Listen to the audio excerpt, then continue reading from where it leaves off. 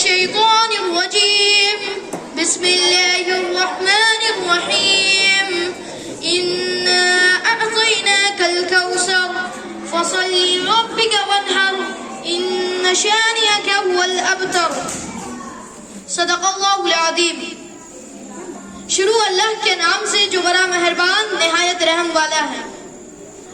بے شک ہم نے آپ کو کوثر عطا کیا تو آپ اپنے رب کے لیے نماز پڑھیے اور قربانی کیجیے، بے شک آپ کا دشمن ہی جرکٹا ہے۔ یہ سورہ مکے کی ابتدائی دور میں نازل ہوئی ہے اور اس سورہ کی پہلی آیت انا اعطیناک الکوثر کہ آخری لفظ کوثر کو ہی اس سورہ کا نام قرار دیا گیا ہے۔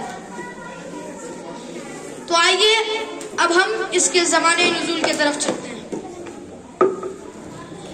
اس سورہ کو اللہ تعالیٰ نے اس زمانے میں نازل کیا جس زمانے میں کفار مشرکین حضور صلی اللہ علیہ وسلم اور ان کے ساتھیوں کو ہر طرح سے ستاتے تھے، جیسے انہیں قرآن پڑھنے نہیں دیتے تھے، انہیں نماز پڑھنے نہیں دیتے تھے، انہیں دین کی دعوت دینے نہیں دیتے تھے اور مارتے تھے۔ اللہ تعالیٰ نے اس سورت کو نازل کر کے آپ صلی اللہ علیہ وسلم کو تسلی دلوائی کہ آپ کے دشمن کے مرنے کی تسلی دلوائی،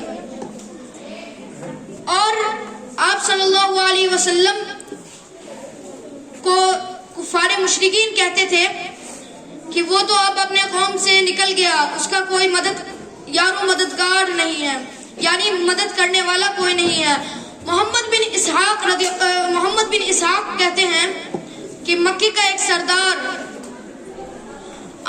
آس بن وائل وہ جب حضور صلی اللہ علیہ وسلم کا نام سنتا تھا تو کہتا اجی چھوڑو انہیں، وہ تو جرکٹا بے اولاد ہے۔ اور حضور صلی اللہ علیہ وسلم کو جرکٹا کہتا تھا۔ آپ کے صاحبزادے عبداللہ کا جب انتقال ہوا تو کفار مشرکین بڑا مذاق اڑائے۔ ابو لہب جو ان کا اپنا چچا تھا وہ جا کے پورے میں خوشخبری دیتا تھا، اور ایسے ہی کمینے پن کا ظاہرہ کر کے عقبہ نے بھی خوشی منائی۔